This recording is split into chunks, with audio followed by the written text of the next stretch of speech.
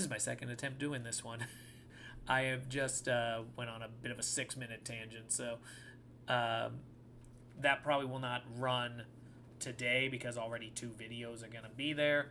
But it's more in line for the stuff coming up this week anyway, so that'll likely go up early, and so that way the Angel City one can have its own time a little before the match. But for now, what is up, everybody? Calling all Angels, Tobin Roundstone in here. I am here to go through your previews for the upcoming matches this weekend. And oh lord, are there many. Let's talk about them real quick. We got 7 of them. This is going to run in order here. So, 7 matches, 3 today, 4 on Sunday, all running in tight windows that are not ideal for me because I'm pretty much usually indisposed on Sunday until I get back, usually around 5:30, and I don't like doing the middle of matches if I can avoid them. So it's also why the 6 p.m. match last week got bumped. So there will likely be no live this week. I'm very disappointed by that, but we might be able to make up for it with 3 to 4 next week if the timing lines up. So I will be... You can kind of hear that in my video tomorrow if you want to hear the updates of when the lives are going to be. For now, let's talk about Saturday. Kansas City and Seattle. So, with Kansas City and Seattle, we've got 2 teams kind of hanging right on that edge, trying to see what they are capable of in terms of a playoff push. Seattle kind of had a blown opportunity. Sorry. Something fell off. They had a blown opportunity this past week as they dropped a full 3 points in Louisville's favor, and that might have come back to bite them because that basically uses a match in hand, or rather it gives Angel City a match in hand that puts you in a bit of danger. You're still only up 2 on Angel City at this given moment, so now they kind of need this victory against Kansas City to make up for it. If they were to win here, it would put the 2 even with Seattle having the match in hand, and suddenly things are a lot more advantageous. Meanwhile, Kansas City has already lost and ceded ground to North Carolina.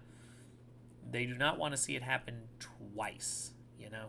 So, what we're going to look at here is potentially a very pivotal game in both of their schedules. What can we expect? I am going to probably say, with everyone now back from WAFCON duty and the league back at full speed, I'm going to look to Kansas City here as still the favorite in it, but I do think Seattle plays significantly better because their game was a blown one. And usually they step up okay on the next match. So I'm going to say this match runs as a 1-1 draw. Seattle still walks away with a point. That would put them at least 2 points clear of Houston with the same amount of games played. And it would put them 3 clear of Angel City, albeit with Angel City having 2 matches in hand at that point. So, it would be very good for them. It would also put Kansas City at 31, back ahead of North Carolina, at least for a few minutes. North Carolina would literally kick off the next match, but at least it would set the bar as a situation where North Carolina needs to generate points. So, I'm going to mark that there. North Carolina and Boston. This one going to be held at home. This one immediately, or rather, so 3:30 and 4:30. So North Carolina would be going during this time. So in terms of them both running at the exact same time. But with North Carolina, you've been climbing. Things are going well, but you do have people and teams crowding you. You've got Kansas City close to you on points. You've got Seattle, potentially with a victory being able to catch you, though you would still have a match in hand. You have Houston starting to come up. Angel City still has the match in hand and a head-to-head coming up against you in a few days. And you're at home against a Boston team that does tend to step up, and you're the kind of team that gets caught looking ahead sometimes. So I do think, again, these are matches where these teams are getting into tight scenarios. I can see this going wrong. I can see this going very wrong. That said, I will not actually pick that. I do think North Carolina has a couple of really solid scorers, and Boston does tend to let the stars be stars on the other team. So I will still give them a 2-1 victory, but do not be surprised if there's just an off day from EJ and Sanchez, and suddenly Boston finds themselves winning this match. I absolutely believe Boston Legacy could steal 3 points here the way Louisville did on Seattle and throw a complete wrench into North Carolina's plans as they get ready for a cross-country trip with possibly their biggest threat to take them out of a spot on Wednesday next week. Portland and Denver is going to be a similarly important match for Portland, who is finding themselves increasingly on the fringe of being able to get home field advantage. San Diego and Utah have shown a lot more consistency. Portland is finally starting to reveal kind of what I had thought when I'd seen them early on, that they were up near the front, but it was mostly because teams hadn't caught on stylistically to what they were doing. But they had that potential to be falling off, and I didn't think they were actually like a true top quarter of the league team. And it's kind of revealed itself that they're probably, out of those current top 5 teams, they're definitively the number 5, I think, at this point. And so they do need to win to try to keep relevance and be able to chase in case one of the other ones falls off. But if they win this one, that does put them in a position where, and San Diego and Utah, by the way, as of me recording this in the evening here, have just played their match. And so what I'm seeing is they could still find themselves in the 3rd position, or potentially on goal differential, competing for the 2nd position with a win here. And it's just, you got to win to keep this relevance. But the team they're playing is not an easy out. Denver Summit is legitimately a solid team with one really bona fide scorer in Janine Sonis, who I believe will score again today in this game. But at home, in a game they absolutely have to have against a team who's inexperienced, I will give the nod to Portland here. I'm going to give this a 3-2 score. I'm going to expect Denver to probably be the one who draw first blood, get the goal. Portland reels off a few. Likely Sonis gets a goal late to make it interesting. They just can't level it. That's how I kind of predict this game will flow. But I do think this is going to be advantage taken on the fact that Utah dropped points for Portland to get themselves back into 3rd. I think they're very much, because of the head start they had, they're still trying to play their way into a high-level position. But I do think as the season has gone on, it's been revealed to me that they are actually the 5th best out of this 5 set right now. And so that's also why I do note Portland has to be able to score these ones. I do think Denver is going to get their goals, and it is on this offense to keep up. Because if they don't, and they start dropping points here, and they can't maintain this point where they're on at the level with Utah and San Diego, they're going to have a hard time catching them late. So this does have to be one they take. Moving on to Sunday, I know we've gone into long, so I'm going to get... I was going to try to speed up a little, but this one actually is kind of important here. Louisville has found themselves pulling back up a little bit and actually crawled their way to being on the fringe of leaving the bottom quarter of the league. I actually would expect they will this week. Will be finally completely clear of those bottom four spots because they are at Chicago, and I think they can generate at least a draw out of this. I actually would expect them to get a draw. Chicago took a shellacking at the hands of Houston this week, and so what really I noticed out of what's happening here, Chicago just doesn't stand on their own super well. But against teams that are more on the lower end, they do keep up. And Louisville is still a bit chaotic, and the opportunity is there for them to get a point. So I don't think they're going to get the 3 points they need to actually make a press for any of the spots ahead of them, but I do think they snatch a point here. This would be their 14th of the year.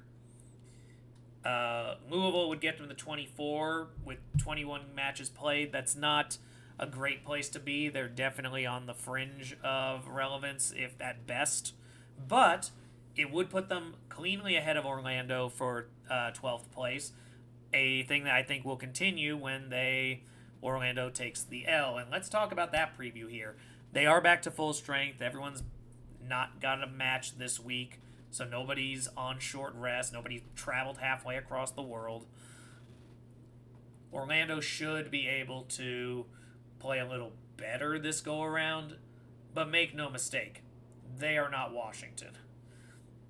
Washington is going to be a little bit off because they're going to be reintegrating players into the lineup that haven't been there for a few weeks. So this first match might be a little bit of communication error, but they're just so much better than Orlando, to be completely blunt with you. I'm going to say with Louisville and Chicago, I think that's a 1-1 draw. This one I see being like a 4-1 romp. I think Washington, after quite a few weeks of settling for any points they can muster, this is where they start to get back on their train. So I'm going to give them a clean 3 points as well as a 3+3 goal differential advantage thrown into their mix. And yeah, Orlando continues the descent down the ladder. Again, be on upset alert here if Boston actually pulls a victory, because on goal differential, they might find themselves ahead of Orlando before the week is over if North Carolina doesn't show up offensively. Moving on, we've got Bay and Houston, two teams out of the playoff picture. Houston has found themselves sneaking back into the number 9 position, and the question is it an actual motion of relevance? They have a goal differential of net 0 through 20 matches. The problem is this will be their 21st. Even if they win and get to 29 points, they're rapidly running out of matches where they can generate points. So this kind of feels like a do or die kind of moment for Houston, where if Bay FC is successful in even stealing a single point, if not beating them outright at home, you could find yourselves basically out of it at that point. You'd be 21 matches in, stuck at 26. There's just too many teams with matches in hand behind you, be it Denver, be it Angel City, where even if you manage to catch one team ahead of you, it's going to get countered by another team behind you. Houston needs these points to be able to really reassert themselves into this conversation. Bay FC is trying to get themselves out of the conversation near the back of the standings and back into, could we make a run here? Admittedly, even with a victory, 20 matches in, only having 22 points isn't great. It still puts you, I think, on the edge of just being completely forgotten. But Bay is a solid squad. They are playing at home. This is not their second match in a week, unlike it is for Houston. I think they might have used up their goals in that match. So I'm going to give Bay the victory here, 3-1. Make it definitive. Get themselves potentially back in the mix to get out of this bottom quarter. I think the race right now between Louisville, Orlando, Boston, and Bay to be the top team of that set, to be the one who finishes like 12th, is really interesting. And so I'm looking at this as a very interesting just matchup in general. I'm fascinated by where this is going, and I think Bay is going to try to prove relevance here. So let's see what they can do. Last up, I know this one is actually running a bit long, but not as long as I figured. Angel City and Gotham. I'll be more on the preview here. You'll see it in that one, so I'm not going to talk too long on it. But Gotham's at the top of the table. Angel City is right there on the outside of the playoffs looking in. Assuming I'm correct about Seattle taking a loss or a draw here, an Angel City victory would pole vault them directly into 8th place again. And that would be after the two most difficult matchups in the league. Whereas Gotham is just looking to keep up their lead on Washington, keep pace. I do think seeing their group back at full strength, it was an emotional day, but they still have some things to do. I'm gonna say that though, having the ability to start setting a lineup with kind of a predictable roster, hopefully now, will be very good for Angel City. I'm gonna give them the draw here. They played it very well against Washington. I do think they can get a goal on Gotham. That said, Sam Kerr's been on a tear. I think she's either going to score or assist on one. And Angel City, while they do have the ability to score on Gotham once, this defense is very good. I don't see them doing it twice. So I'm going to give it a single point, which 2 draws against the top 2 is kind of what I was hoping for. Gets them in a position where they're competitive. And Gotham, that 1 point, even with Washington gaining a full 3, they would still be more than a game clear, and Gotham will be able to continue their press towards the Shield from there. So I think it's a good result for everyone all around.